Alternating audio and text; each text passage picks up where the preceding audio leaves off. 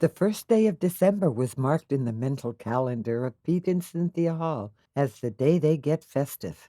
They'd done so since the kids were young, and therefore they saw it as natural to keep doing what they do whilst they were waiting for grandchildren.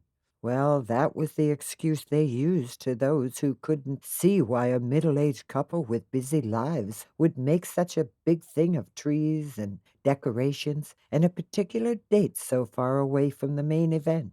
This was the day they fetched the tree from the farm. They loved the atmosphere and the smell. Ah, that smell! Fresh pine needles and the sweetness of the sap. They loved the noises of the machinery cutting and bagging the trees. They loved the choosing of the tree.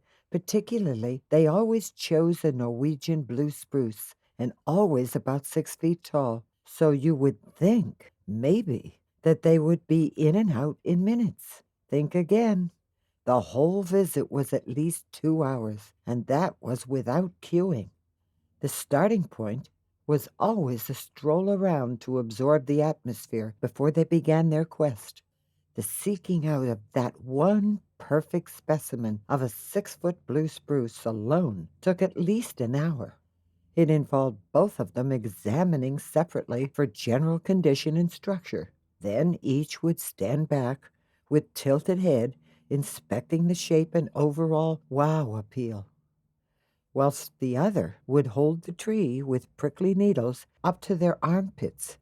But the smile was always so wide it looked like they were having a photo with their arms around a favorite friend, rather than a torture of 1,000 needles. They invariably went back to one of the first they'd examined, and which, if it had passed the initial tests, had been tucked away in an unflattering position to give them a chance to go back and get it again. Once they had selected the tree, Pete would stand in line to get it bagged, and Cynthia would pick at little impulse purchases, such as the unwanted, unloved dwarf trees, which would look good in the hall or the garden. Or, or, or